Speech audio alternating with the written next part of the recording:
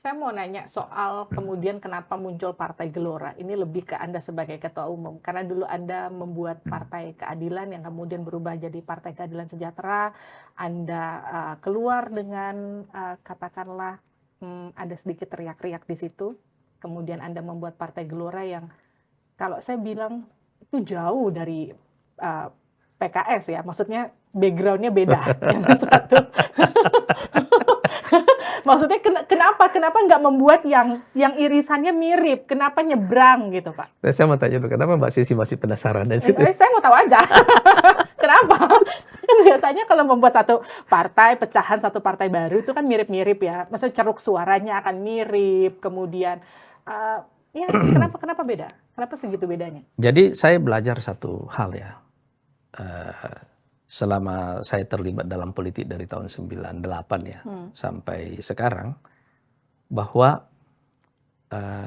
kita sebagai Islamis, saya menyebut diri seperti itu ya, dan pada dasarnya kita tidak berubah dalam konteks itu, tetapi sebagai Islamis, karena pengalaman kelompok kanan di sini terlalu lama di luar negara, jadi muncul mindset outsider, itu ya.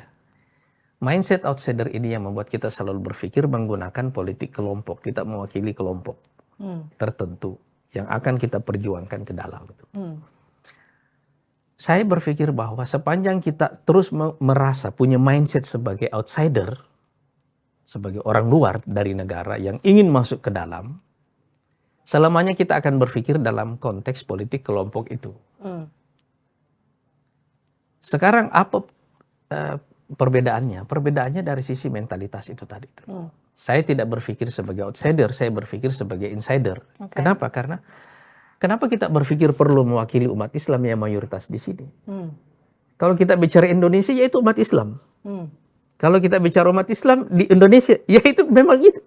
Indonesia ini nggak bisa kita pisah di situ. Jadi kita tidak perlu berpikir sebagai outsider. Iya kan? Dan menurut saya kan kasus PKS, kasus PAN, kasus PKB semua dulu, ini kan ada semangat mewakili kelompok itu kan, iya kan? Dan semangat mewakili kelompok ini yang menurut saya yang membuat kenapa sepanjang masa reformasi ini tidak pernah ada partai yang terlalu dominan gitu, iya kan? Karena yang kiri mewakili kelompoknya, yang kanan mewakili kelompoknya, yang tengah ini pecah. Golkar kan pecahannya lebih banyak lagi kan? Iya kan? Lebih banyak lagi. Tetapi pada dasarnya secara secara ideologi, ya size-nya segitu-gitu aja, nggak ada yang berkembang gitu kan? Nggak ada yang berkembang secara terlalu dominan gitu ya. Nah, makanya kalau kita lihat misalnya waktu Pak SBY kan 10 tahun ya, kan itu mewakili tengah dan horizonnya selalu. Jadi setiap pemenang itu selalu karena dia merasa lebih bisa mewakili yang lainnya juga, kelompok yang lainnya juga gitu loh. Jadi kalau Anda bertanya apa perbedaannya yang fundamental di situ? Sekarang saya berpikir sebagai insider.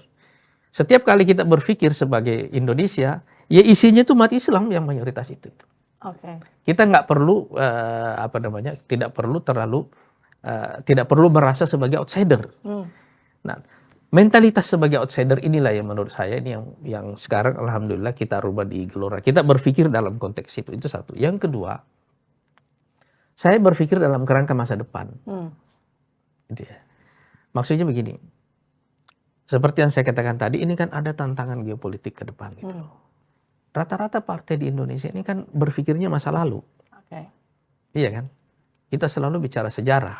Kita tidak bicara masa depan itu loh. Iya kan? Nah, mentalitas sebagai insider ini kalau digabung dengan konteks pemikiran futuristik seperti ini, menurut saya inilah yang akan membawa Indonesia ke depan. Itu menjadi kekuatan superpower itu loh. Jadi waktu kita mengajukan ide tentang menjadikan Indonesia sebagai superpower itu lebih karena kita melihat bahwa ada tantangan besar secara geopolitik, tetapi sebenarnya tantangan ini bisa kita rubah menjadi peluang. Cuma kita hanya bisa merubahnya sebagai peluang kalau kita berpikir dalam konteks politik populasi, politik rakyat, bukan lagi politik kelompok. Gitu. Baik.